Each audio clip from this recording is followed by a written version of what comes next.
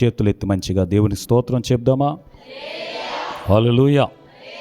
ఈ దినము దేవుని వాక్యాన్ని మనం ధ్యానం చేయటం కొరకు మరి దేవుడు మనలను కట్టుచున్నవాడిగా ఉన్నాడు.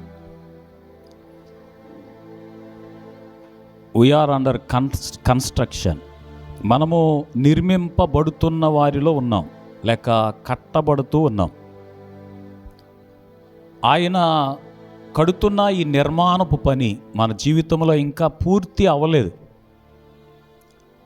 మనము ఆయన చేతి పనిగా ఉన్నాము. ఆయన మన జీవితంలో చేస్తున్న పని ఇంకా కొనసాగిస్తూనే ఉన్నాడు. స్తోత్రం, హల్లెలూయా. ఆయన మన జీవితంలో పనిచేస్తున్నాడు, మనల్ని కడుతున్నాడు.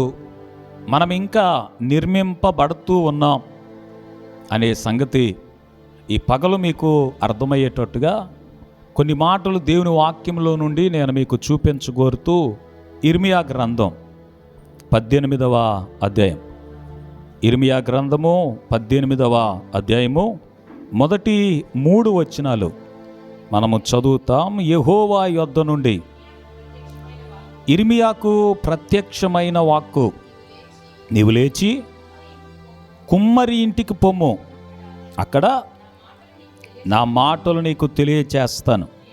నేను కుమ్మరి ఇంటికి వెళ్ళగా వాడు తన సారె మీద పని చేయుచుండెను. చూడండి, ఈ మాటలు దేవుడు ఇర్మియాతో చెప్పాడు, నువ్వు లేచి కుమ్మరి ఇంటికి వెళ్ళు, అక్కడ నేను నీతో మాట్లాడతానని చెప్పాడు. స్తోత్రం, హల్లెలూయా. అక్కడ నేను నీతో మాట్లాడతానని చెప్పినప్పుడు ఇర్మియా కుమ్మరి వాని ఇంటికి వెళ్ళినప్పుడు కుమ్మరి తన సారె మీద పని చేస్తూ ఉన్నాడు అని ఇర్మియా ఈ గ్రంథంలో రాసి పెట్టాడు. స్తోత్రం, హల్లెలూయా. ఈ కుమ్మరి తన సారె మీద ఎలాగైతే పని చేస్తున్నాడో నేటికి ఈనాటికి మన ప్రభువు మన జీవితాలలో పని చేస్తూనే ఉన్నాడు. ఆయన మన జీవితాన్ని కట్టడానికి, మన జీవితానికి ఒక మంచి రూపం ఇవ్వటానికి, మన జీవితాన్ని సుందరమైన సౌందర్యవంతమైన జీవితముగా మలచటానికి, మార్చటానికి, రూపుదిద్దటానికి ఆయన మన జీవితంలో పని చేస్తూనే ఉన్నాడు. స్తోత్రం చెప్దామా మంచిగా? హల్లెలూయా.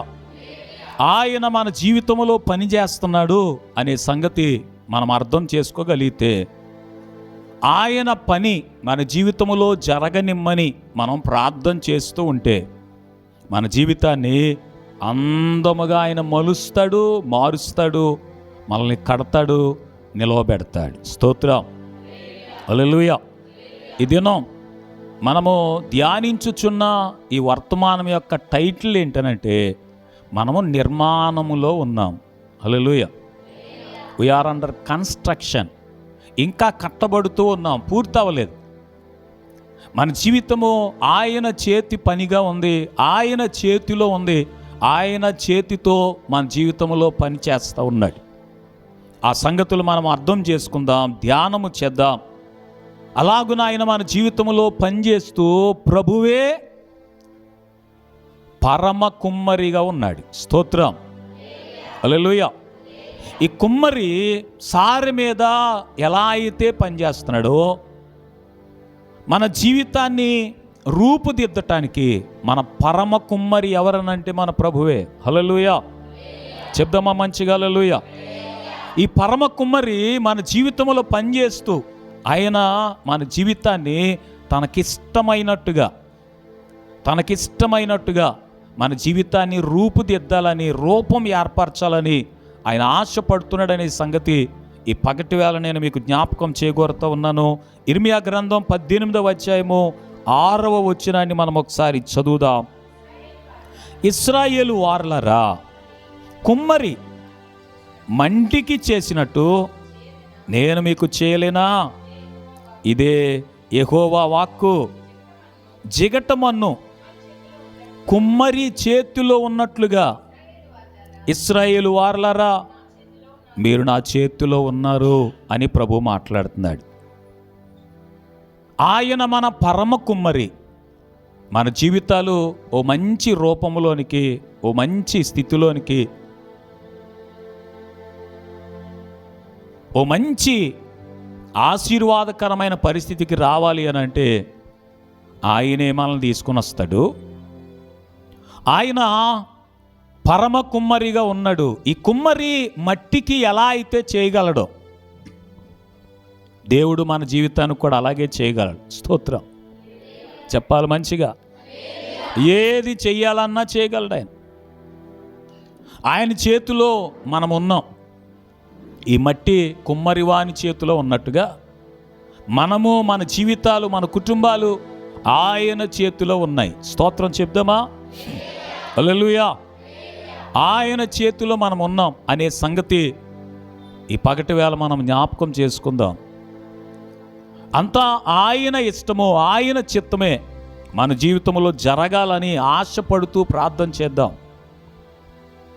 ఈ కుమ్మరి మట్టికి ఎలా అయితే చేయగలడో ఆయన చేతిలో ఉన్న మట్టి ముద్దను ఎప్పుడూ ఒకే రూపము, ఒకే ఆకారము, ఒకే రీతిగా చేయడు. ఆయనకి ఇష్టమైనట్టుగా అందమైన పాత్రలు ఎన్నో చేయగలుగుతాడు. స్తోత్రం చెప్పాలి మంచిగా.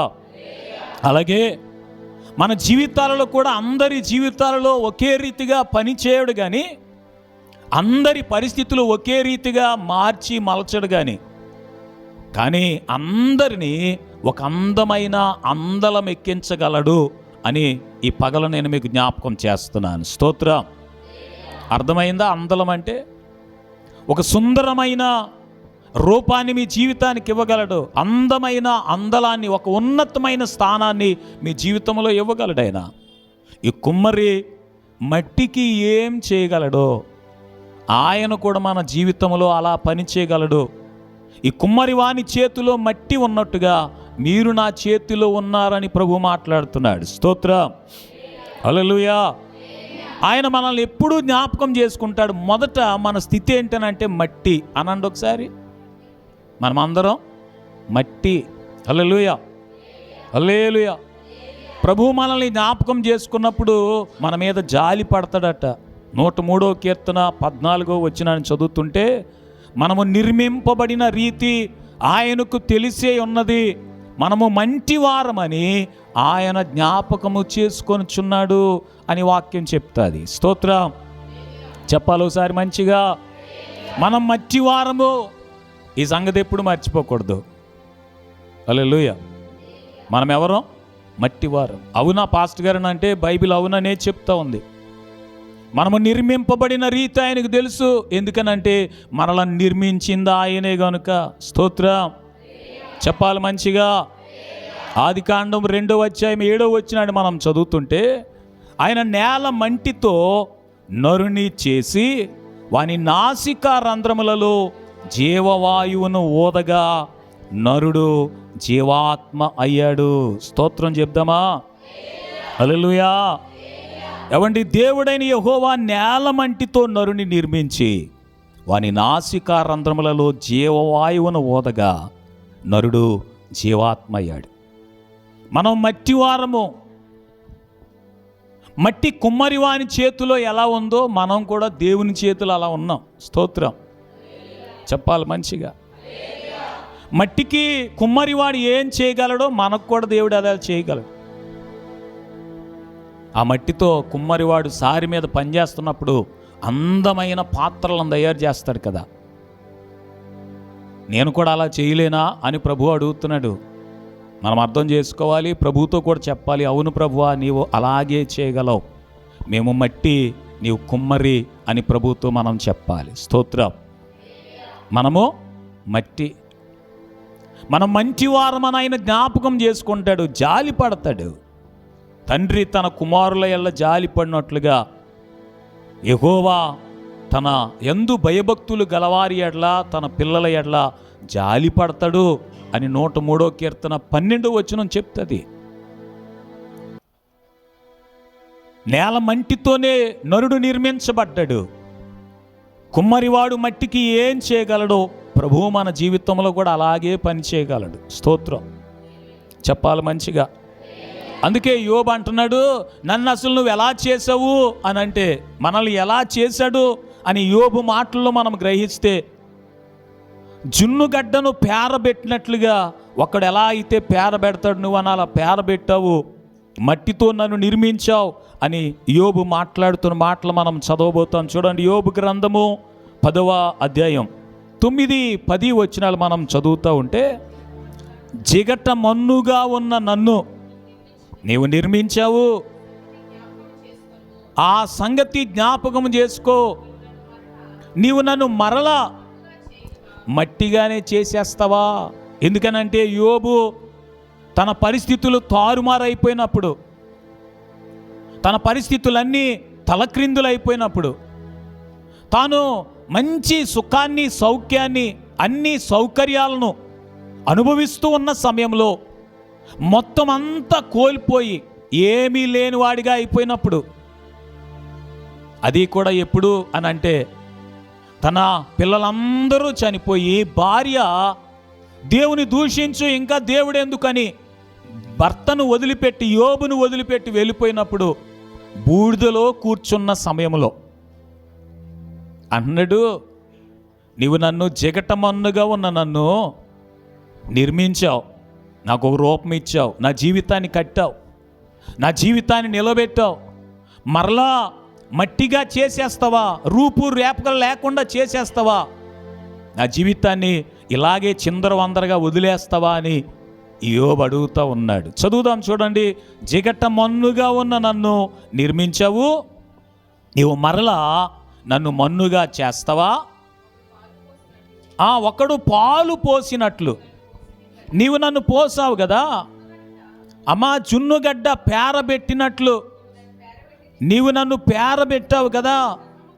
చర్మముతో, మాంసముతో నీవు నన్ను కప్పావు, ఎముకలతో, నరములతో నన్ను సంధించావు, జీవమును అనుగ్రహించి నా ఎడల కృప చూపించావు అంటున్నాడు. స్తోత్రం చెప్దాం ఒకసారి. ఒకడు పాలు పోసినట్లుగా నా జీవితాన్ని, జీవాన్ని పోసావు నీవు. ఒకడు జున్నుగడ్డ పేరబెట్టినట్లు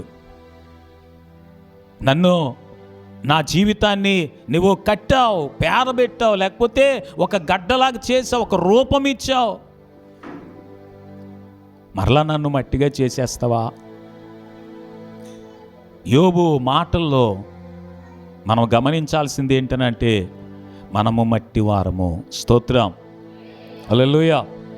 మట్టికి కుమ్మరి ఏదైతే చేయగలడో, అయితే పాత్ర చేయగలడో, లేకపోతే తీసి అవతల పారవేయగలడు కూడా. స్తోత్రం చెప్పండి. తనకిష్టమైతే ఓ మంచి పాత్రగా చేయగలడు, లేకపోతే ఆ మట్టిని తీసి అవతల పారవేయగలడు. నీవు నన్ను ఎలా నిర్మించావో ఒకసారి జ్ఞాపకం చేసుకో అంటున్నాడు యోబు. మనం కూడా జ్ఞాపకం చేసుకోవాలి. నేల మంటిలో నుండి నరుని నిర్మించి జీవవాయువును ఊదితే తప్ప మనిషి జీవించే ప్రాణి అవ్వలేదు. ఈ జీవం ఆయిందే. స్తోత్రం. ఈ ప్రాణం ఆయిందే. హల్లెలూయా చెప్పాలి మంచిగా. మనం మట్టివారము, ఆయన కుమ్మరి. స్తోత్రం చెప్దామా? హల్లెలూయా. మనం చదువుతాం, చూడండి. యెషయా గ్రంథం 29వ అధ్యాయము 16వ వచనం చదువుతుంటే, యెషయా గ్రంథం 29:16. అయ్యో మీరెంత మూర్ఖులు, కుమ్మరికి మట్టికి సంబంధం లేదని చెప్పొచ్చా?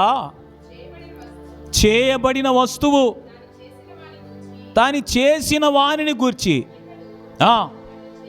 నన్ను చేయలేదని చెప్పొచ్చా? రూపించబడిన వస్తువు రూపించిన వానిని గూర్చి ఇతనికి బుద్ధి లేదు అని చెప్పొచ్చా?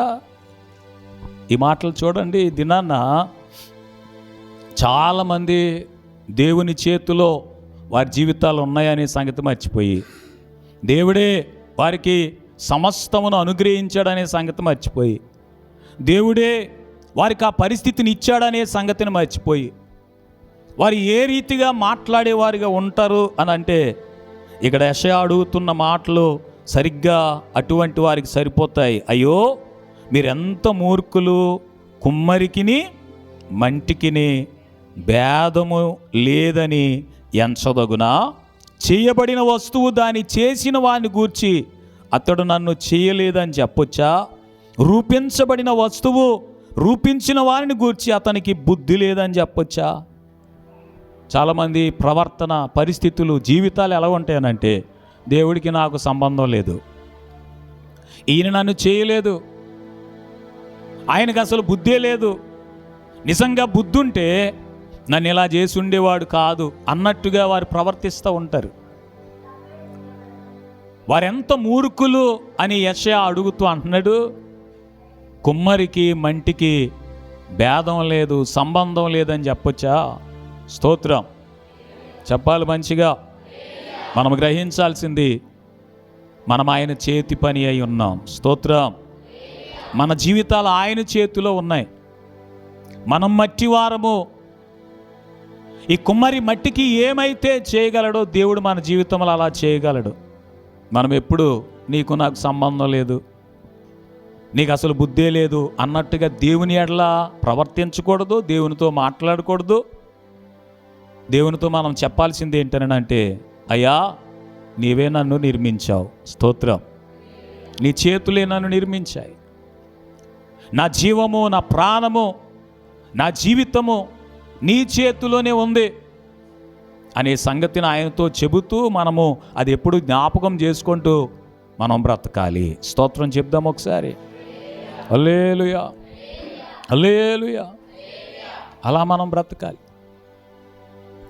మనం ఎప్పుడు దేవుని కార్యాలను, దేవుడు మనకు అనుగ్రహించిన స్థితిగతులను, దేవుడు మనల్ని ఉంచిన పరిస్థితిని ఎప్పుడు మర్చిపోకూడదు. స్తోత్రం చెప్తామా? చెప్దాం మంచిగా. హల్లెలూయా. అసలు దేవుడికి బుద్ధి లేదు అన్నట్టుగా మనం బ్రతకూడదు. దేవునికి మనకు సంబంధం లేదన్నట్టు కూడా బ్రతకూడదు. ఆయన మట్టికి కుమ్మరి ఏమైతే చేయగలడో మన జీవితాలకు కూడా అలాగే చేయగలడు.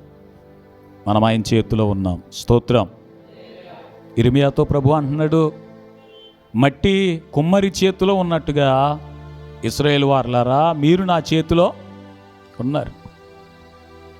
మనము దేవుని చేతిలో ఉన్నాం. స్తోత్రం చెప్పాలి మంచిగా. మనం ఎవరి చేతిలో ఉన్నాం? దేవుని చేతిలో ఉన్నాం. ఆ సంగతిని ఎప్పుడు మర్చిపోకూడదు. రెండు విషయాలు మనం ఎప్పుడు జ్ఞాపకం చేసుకోవాలి. ఒకటి, మనం మట్టి వారమై ఉన్నాము. అంతేకాకుండా కుమ్మరి చేతిలో మట్టి ఉన్నట్టుగా మనము కూడా దేవుని చేతిలో ఉన్నాం. స్తోత్రం. హల్లెలూయా చెప్పాలి మంచిగా. హల్లెలూయా. కుమ్మరికి మంటికి భేదము లేదని చెప్పే రీతిగాను, రూపింపబడిన వస్తువు రూపించిన వానిని చూసి అతనికి బుద్ధి లేదు అన్నట్టుగాను మనం ఎప్పుడు బ్రతకూడదు. స్తోత్రం. ఈ మాటలు తల్లిదండ్రులకు, పిల్లలకు ఆపాదించి నన్ను చెప్పలేవండి. తల్లిదండ్రులను చూచి పిల్లలు నీకు అసలు బుద్ధి లేదు అని ఎప్పుడు మాట్లాడకూడదు. స్తోత్రం చెప్తారా? పిల్లలు ఏమనుకోడు తల్లిదండ్రుల్ని, నీకు అసలు బుద్ధి లేదు. అసలు ఈ పిల్లలు బుద్ధి నేర్చుకున్నది ఎక్కడ అని అంటే తల్లిదండ్రుల దగ్గరే కదా. నడక నేర్చుకున్నది వారి దగ్గరే, మాట నేర్చుకున్నది వారి దగ్గరే, ఇంకా తినడం నేర్చుకున్నది వారి దగ్గరే, అన్నీ నేర్చుకున్నది వారి దగ్గరే కదా. మరలా నీకు బుద్ధి లేదు, నీకు నాకు సంబంధం లేదు అన్నట్టుగా మనం ఎప్పుడు కూడా తల్లిదండ్రుల దగ్గర బతకూడదు. పిల్లలైన వాళ్ళు స్తోత్రం చెప్తారా? చెప్పాలి మంచిగా. హల్లెలూయా. మా అమ్మ మమ్మల్ని చాలా కష్టపడి పోషించారు, పెంచారు. మేము రాజనగరంలో ఉండేవాళ్ళం, మీకు తెలుసు. ఒక బింది నీరు ₹10 మోసి ₹10 ఇచ్చేవారు బింది నీళ్ళు మోస్తే. మేమేమో చాలా చిన్నోళ్ళం. మా అమ్మగారు ఆ నీళ్లు మోసి ₹10 పోగు చేసి మాకు ఆహారాన్ని పెట్టేవారు. స్తోత్రం చెప్పాలి మంచిగా. అలాగున మమ్మల్ని కష్టపడి పెంచారు, చాలా కష్టపడ్డారు. ఈ మధ్యన ఓ పెద్ద దైవజనుడు, వయసులో పెద్ద అయిన, అనుభవం కలిగిన ఆయన, మంచి దైవజనుడు మాట్లాడుతూ ఫోన్లో నాతో అంటున్నారు, మీకోసమే మీ అమ్మగారు అలాగ అయిపోయారని చెప్తున్నారన్నమాట. మీకోసమే నలిగిపోయి అలాగ అయిపోయారు. నిజం అది ఎంతైనా. చాలా కష్టపడి పెంచారు. ఇప్పుడు మాకు రెక్కలు వచ్చేసినాయి కనుక మేము ఎవరి మట్టుకు వాళ్ళకి ఎవండి నిజం చెప్పాలని అంటే ఓ స్థితికి వచ్చేసాం కనుక మీకు మాకు సంబంధం లేదు, నువ్వు నాకేమీ చేయలేదు, నువ్వు నాకేమీ చూడలేదు, నువ్వేమి ఇచ్చావు, ఏం చేసావు అని పిల్లలుగా మేము ఎప్పటికీ మాట్లాడకూడదు. నేను ఈ జనవరి నెలలో వచ్చేసరికి ఓ 3 రోజులు యూత్ మీటింగ్స్ పెడుతూ ఉండేవాడిని. నేను కూటాలు ఇట్టినప్పుడల్లా మా అమ్మగారికి నాకు ఏదో విషయంలో భేదము విభేదం వచ్చి, అంటే నేను ఒకలా చేస్తాను, మా అమ్మగారు ఏమి ఇంకోలా చెప్తుంటారు. నేను ఏదో చేస్తుంటాను, మా అమ్మగారు పిలిచి అలా చేయొద్దు అంటుంటారు. అలాగున భేదము విభేదం వచ్చి ఓ 2 సంవత్సరాల క్రితం అనుకుంటున్నాను, ఒకసారి మా అమ్మగారి మీద నేను కొంచెం అసలు నువ్వేం మాట్లాడుకో, వెళ్ళి అలా కూర్చో అన్నమాట. ఇంక మా అమ్మగారు చాలా సైలెంట్ అయిపోయి గదిలోకి వెళ్ళిపోయి ఇంక బయటికి రాకుండా ఉండిపోయారు అలాగా. ఆ తర్వాత నేను వెళ్ళి మా అమ్మగారు కాళ్ళు పట్టుకుని నన్ను క్షమించమ్మా, ఇంకెప్పుడు నేను ఇలా మాట్లాడనని చెప్పా. ఎందుకనంటే ఎంతో కష్టపడి మా అమ్మగారు మమ్మల్ని పెంచారు. స్తోత్రం చెప్పాలి మంచిగా. నాకు ఊహ తెలిసేసరికి మా పరిస్థితులు కొంచెం బాగానే ఉండేవి. మా తాత ఉన్నంత వరకు బాగుండే. స్తోత్రం చెప్పండి మంచిగా.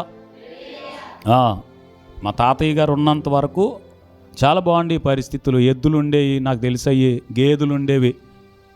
మొత్తానికి ఎకరాలు కాదు కానీ కొద్దో గొప్ప పొలం ఏదో ఉండేది. ఆయన మొత్తానికి ఏదో చేస్తుండేవాడు, ఎప్పుడు ఖాళీ ఉండేవాడు కాదు. అలాగున ఇల్లు ఉండేది, అలాగున ఉండేవి. నేను 5వ తరగతి 6వ తరగతికి వచ్చేసరికి మా తాతయ్య గారు చనిపోయారు. ఆ తర్వాత నుంచి ఒక్కోటి పోయాయి. మొత్తానికి ఇల్లు పీకి పందిరేసినట్టుగా పరిస్థితులన్నీ మారిపోతే మా అమ్మగారు మరి కడుపు కట్టుకొని నడుము కట్టుకొని స్తోత్రం మమ్మల్ని కష్టపడి పెంచారు. అయితే ఆ చిన్న వయసులో ఎంత కష్టపడుతూ ఉంటే వారికి ఏదైనా సహాయం చేద్దామనే ఆలోచన నాకు చిన్నప్పటి నుంచి ఉండేది. అందుకే నేను హై స్కూల్ చదువుతున్నప్పుడు 9th 10th ఓ పక్కన పనిచేస్తూ ఓ పక్కన చదువుకునేవాడిని.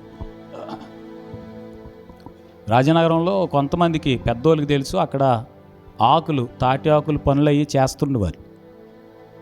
మా అమ్మగారు ఆ పనికి వెళ్తూ ఉంటే నేను కూడా ఒక్కోసారి స్కూల్ మానేసి పనికి వెళ్ళిపోతుండేవాడిని. వాళ్ళకి ఏదైనా కొంచెం సహాయం చేద్దామని కోళ్ళ ఫారంలో పనిచేసేవాడిని. రాత్రులు పగలు కష్టపడేవాడిని. అలాగే హోటల్లో నైట్ డ్యూటీలు చేసేవాడిని. ఓ రోజు పని చేస్తే 8 రూపాయలు ఇచ్చేవారు నాకు. ఎందుకు అని అంటే వాళ్ళకి ఏదన్నా కొంచెం తోడ్పాటుగా ఉంటుందని. నేను ఎందుకు ఈ పగలు జ్ఞాపకం చేసుకుంటానంటే చాలామంది తల్లిదండ్రులు పిల్లల్ని కనేసి అలా వదిలేస్తారు, పెంచట్లేదు, పోషించట్లేదు, పట్టించుకోవట్లేదు. కొన్నిసార్లు వార్తల్లో చూస్తున్నప్పుడు చెత్త కుండీలో వదిలేశారు, హాస్పిటల్లో వదిలేశారు, రైలు బాత్రూంలో వదిలిపెట్టేశారు. ఇలాంటివి చూస్తున్నప్పుడు నిజానికి మా అమ్మ అలా మమ్మల్ని వదిలేయలేదు కనుక నేను జ్ఞాపకం చేసుకొని మరి మా అమ్మకు కృతజ్ఞతగా నేను ఉండాలని ఆశపడతాను. స్తోత్రం చెప్పాలి మంచిగా. పిల్లలైన వారు తల్లిదండ్రుల్ని నీకు నాకు సంబంధం లేదు, నీకు అసలు బుద్ధి లేదు అనే మాటలు ఎప్పటికీ మాట్లాడకూడదు. స్తోత్రం చెప్పాలి మంచిగా. వారే నీకు మాటలు నేర్పించారు, వారే చేయి పట్టుకుని నడిపించారు, వారే నువ్వు పడిపోతుంటే ఎత్తుకున్నారు. ఒక తల్లి ఉంటారు, ఇప్పుడు వాకిలు తుడిచే సీన్లు చాలా తక్కువ కనబడుతున్నాయి. కానీ పూర్వకాలం తల్లులు ఏం చేసేవారనంటే ఈ పిల్లల్ని వీపు మీద ఇలా ఎక్కించుకొని వారిని అలా ఎత్తుకొని పరుగులు పెడుతూ లేకపోతే తుడుస్తూ పనిచేసేవారు. అంతగా నిన్ను లాలించి పెంచి పోషించిన తల్లిని తండ్రిని నీకు బుద్ధి లేదు అని ఎప్పుడు మాట్లాడకూడదు. స్తోత్రం చెప్తారా? హల్లెలూయా. ఈ కుమ్మరి ఎలాగైతే మంటికి చేయగలడో దేవుడు మన జీవితాల్లో కూడా అలాగే చేయగలడు. ఈ రూపించబడిన వస్తువు రూపించిన వాడిని చూసి నీకు బుద్ధి లేదని చెప్పకూడదట. నేను దాన్ని తల్లిదండ్రులకు ఆపాదిస్తూ చెప్పడానికి దేనికని అంటే కొంచెం అర్థమవుతాయని. స్తోత్రం చెప్పండి ఒకసారి, చెప్పాలి మంచిగా, హల్లెలూయా. కొంచెం అర్థమవుతుందని. అంత కష్టపడి పెంచారు కనుక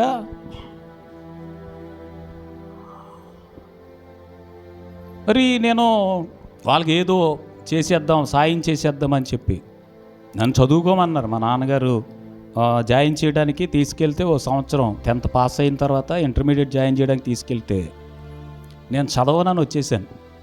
చదవలేక కాదు, చదువు రాక కాదు. స్తోత్రం చెప్పండి. చదవలేక, చదువు రాక కాదు. ఎందుకు వచ్చేసానంటే కొంచెం పని చేసి వీళ్ళకి ఏదో చేసేద్దాం. ఎందుకనంటే ఆ రోజుల్లో 10వ తరగతి చదివితే చాలులే అనేవారు. కనీసం 10వ తరగతి చదివితే చాలు అనేవారు అన్నమాట. ఈ 10వ తరగతి చదివేశాను కదా, ఏదో ఒకటి వచ్చేద్దలే మనకని. అప్పుడే కాదు, ఇప్పుడు కూడా 10వ తరగతి సరిపోదు. చదువుకునే పిల్లలు డిగ్రీ కూడా సరిపోదు, కనీసం పీజీ చదవాలి ఈ రోజులకి. కనుక పిల్లలు స్కూల్కి వెళ్ళడం మానేసి కదా, ఊరకనే వాళ్ళతో వీళ్ళతో కలిసి ఊరికినే తిరక్కండి. తల్లిదండ్రులు చదివిస్తూ ఉన్నప్పుడు పిల్లలు మంచిగా చదువుకోండి. స్తోత్రం చెప్పండి ఒకసారి, హల్లెలూయా. ఊరకనే వాళ్ళతో వీళ్ళతో స్కూల్ మానేసి ఓ రోజు వెళ్తూ రోజు ఎగ్గొట్టేసి ఈ చదివిన చాలులే అనుకొని ఈ చదువుకి ఏం చేయలేం. ఎందుకనంటే డిగ్రీలు చదివినా కూడా ఏం చేయలేకపోతున్నారు. ఇంకో 10వ తరగతితో ఏం చేసేస్తారు, అలాగని ఇంటర్మీడియట్తో ఏం చేసేస్తారు. కనుక చదువుకునే వాళ్ళు మంచిగా చదువుకోండి. నేను సేవకు వచ్చేస్తాను అని వచ్చేసినప్పుడు కొంతమంది నాకు మంచి సలహా ఇచ్చారు. కనీసం డిగ్రీ చదువుకొని అప్పుడు రా అని అంటే అబ్బి లేదు అని ఎరగదీసేస్తాను అన్నట్టుగా. అలాగని సేవ చేయకుండా నేను ఊరకనే కూర్చున్నవాడిని ఏం కాదు. సేవకు వచ్చిన రోజు నుంచి దేవుని కొరకు చాలా కష్టపడి సేవ చేస్తూ వస్తున్నాను. నా సాయశక్తుల నేను ఎంతవరకు సేవ చేయగలను, అసలు శక్తి వంచన లేకుండా నేను దేవుని కొరకు పనిచేస్తాను.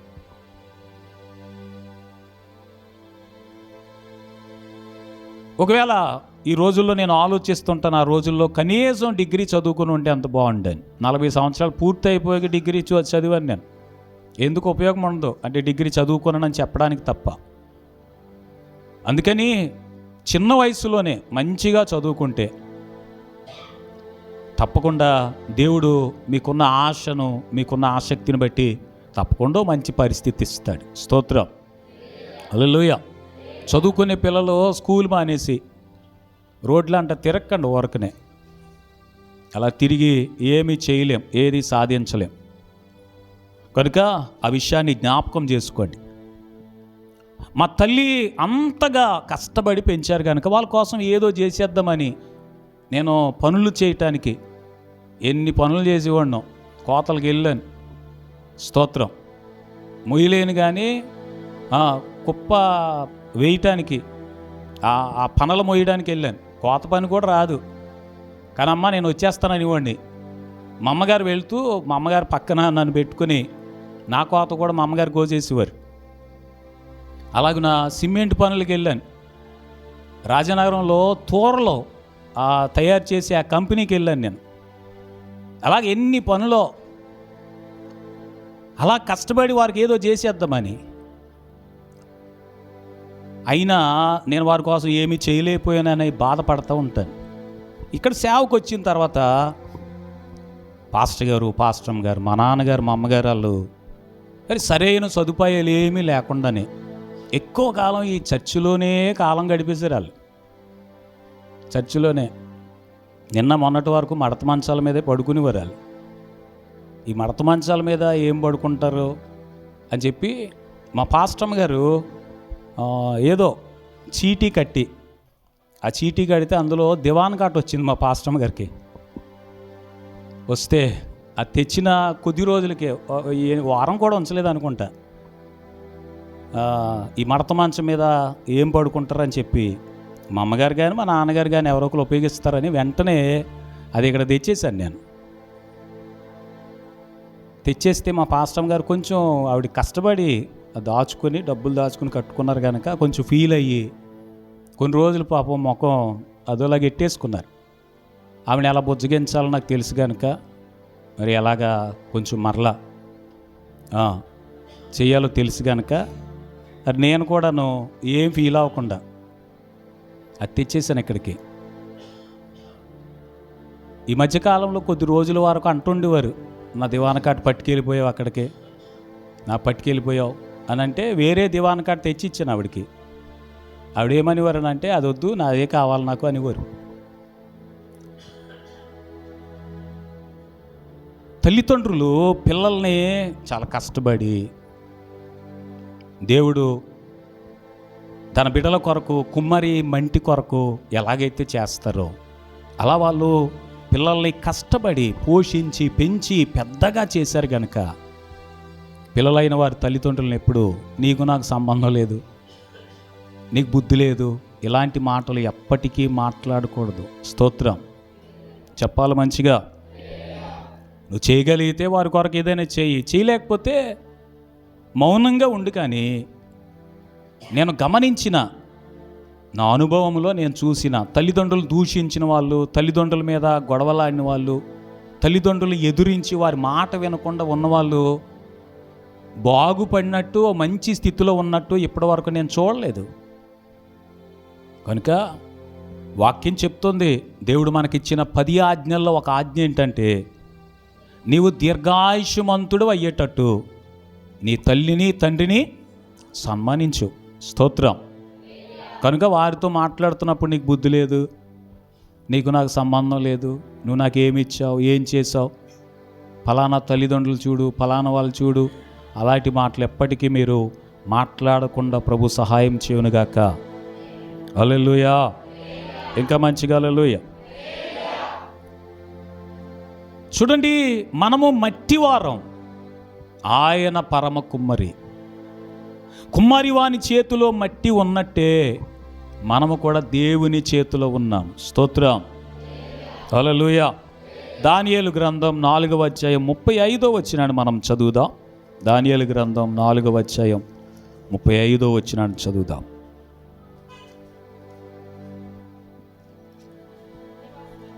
భూనివాసులందరూ ఆయన దృష్టికి ఎన్నికకు రానివారు, ఆయన పరలోక సేన ఎడలను భూనివాసుల ఎడలను తన చిత్తము చొప్పున జరిగించువాడు.